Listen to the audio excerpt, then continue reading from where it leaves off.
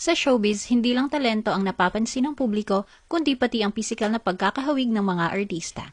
Madalas magkaroon ng look-alike comparisons, ngunit sa likod ng mga biruan at papuri, may mga pagkakataon ding nagiging sensitibong usapin ang ganitong mga paghahambing. Minsan ay nauuwi pa sa intriga, pressure, o hindi pagkakaunawaan. The Philippine Showbiz List presents Filipino Celebrity Look-alikes. Rosana Roses and Dina Bonnevie. Noong mga unang taon ng career ni Rosana Roses, napansin na may pagkakahawig siya kay Dina Bonnevie. Ayon pa kay Rosana, ipinagmamalaki niyang maikumpara kay Dina dahil maganda ito, habang si Dina naman ay umaming hindi niya talaga nakikita ang sarili na kamukha ni Rosana dahil puting-puti ito kumpara sa kanya na maitim. Mas kahawig pa raw nito ang kanyang pinsan na si Lou Bonnevie. KZ Tandingan and Rabia Mateo. Ang pagkukumpara kina KZ at Rabia ay unang naging viral noong 2020 kasunod ng pagkapanalo ni Rabia bilang Miss Universe Philippines. Napansin ng netizens na may pagkakahawig sa facial structure, lalo na sa mata at ngiti, kaya tinawag silang may shared vibe o aura. Fiang and Tiang. Napansin ng mga netizen at fans na si Tiang mula sa Our Mansion House ay kahawig umano ni Fiang Smith, kaya madalas siyang tawaging doppelganger o look-alike dahil sa mannerisms. Bini Sheena and Sarah Geronimo. Si Sheena ay madalas ikumpara ng fans kay Sarah. Napapansin ang similar facial features, expressions habang sumasayaw at overall stage aura nila. Catherine Bernardo and Nadine Lustre. Matagal nang may look-alike comparison sa pagitan ni Nadine at Catherine. Noong panahon ng Diary ng Pangit, may mga netizens na nalilito pa sa dalawa at sinasabing magkahawig sila sa ilang photos at styling. Angel Locsin and Glyza De Castro. Noong nagsisimula pa lang sa showbiz si Glyza, madalas siyang ikumpara kay Angel. Dahil dito, marami ang napagkakamalang iisa o magkamukha sila sa ilang proyekto at photos noon. Mona Alawi and Poo. Ang paghahambing kina Mona at komedya na si Poo ay matagal ng bahagi ng pop culture memes sa Pilipinas. Napapansin na may maghawig silang facial structure, mata, at ngiti, kaya madalas silang napagbibiruan bilang separated at birth. Morissette Amon and Sarah Geronimo. Noong early stage ng career ni Morissette, madalas siyang tawaging second Sarah o clone dahil sa kapansin-pansing similarities nila sa pagkanta at emosyon sa stage. Joem Pascon and Piolo Pascual.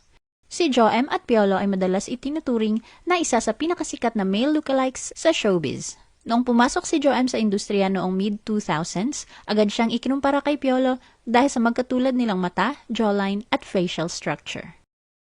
Jane De Leon and Alexa Miro. Naging usap-usapan ang pagkakahawig ni na Jane at Alexa, kaya madalas silang tawaging twins. Lumakas ang comparison matapos kumalat ang mga larawan nila na magkasama sa isang event. May mga netizens din nagbiro na same mold sila dahil iisa lang ang kanilang pinupuntahang beauty clinic. Bea Alonzo and Bella Padilla. Si Bea at Bella ay madalas ikumpara ng netizens dahil sa kanilang magkahawig na facial features, height at British-Filipino heritage. Nadagdagan din ang twinning image nila matapos silang magsuot ng parehong Versace safety pin dress. Alden Richards and Hero Angeles. Madalas silang nagkakaroon ng comparison dahil sa magkapareho nilang eye shape, ngiti at boy next door na aura. May mga biro pa online na mas kamukha pa raw ni Alden si Hero kaysa sa sariling kamag-anak nito. Bamboo and Cheese Escudero. Madalas silang ikumpara dahil sa magkaparehong face shape, deep set eyes at jawline. Lalo pang lumakas ang usap-usapan nang mag-viral noong 2022 ang kanilang personal na pagkikita sa Sorsogon. Gabby Garcia and Michelle D. Ang Kapuso stars ay parehong may similar jawline, eye shape at morena glow, kaya nagkakaroon ng twinning moments. Regine Velasquez and Angeline Quinto. Ang dalawa ay matagal nang ikinukumpara bilang magkamukha, lalo na nang sumikat si Angeline sa Star Power na tinawag pa bilang Mini Regine. Bukod sa itsura, madalas ding ikumpara ang kanilang powerful belting vocals. Marian Rivera and Carla Abellana. Simula nang pumasok si Carla sa showbiz, napansin ng marami ang magkahawig na mestiza beauty, matangos na ilong at deep-set eyes nila ni Marian. Donnie Pangilinan and Jeremiah Lisbo.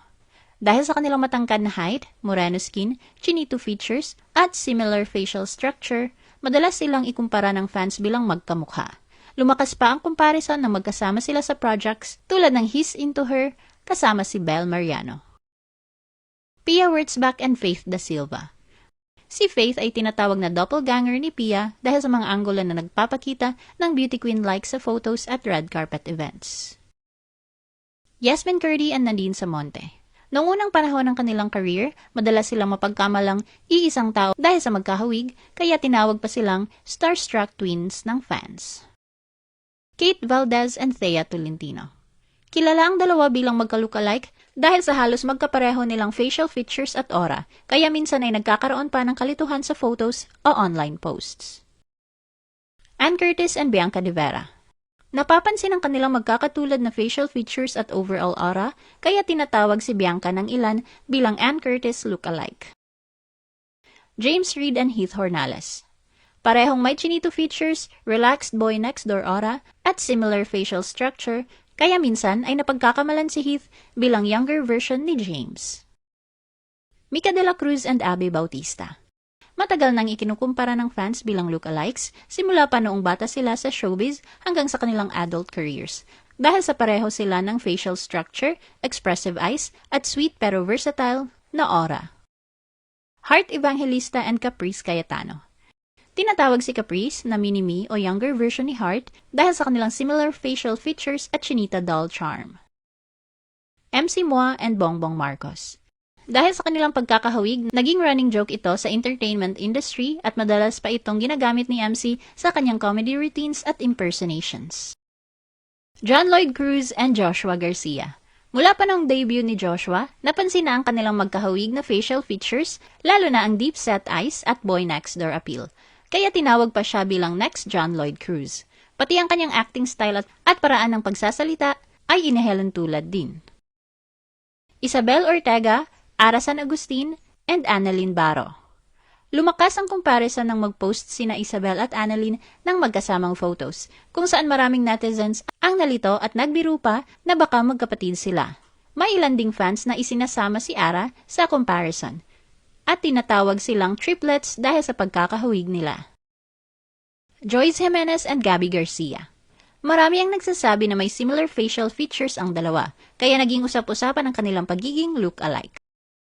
Riza Senon and Glyza De Castro. Ang dalawa ay matagal nang ikinukumpara bilang unrelated twins sa showbiz dahil sa magkahawig na facial features at expressive eyes. AZ Martinez and Gigi Delana. Ang paghahambing sa dalawa ay naging paulit-ulit na usapan sa social media mula nang lumabas si AZ sa PBB noong 2025. Napapansin ng fans na magkahawig sila ng facial features at aura. Ina de Belen and Rosmar Tan. Ang issue ng look-alike sa pagitan ni Ina at Rosmar ay usap-usapan naman ngayon matapos mauwi sa palitan ng maaanghang na pahayag sa social media.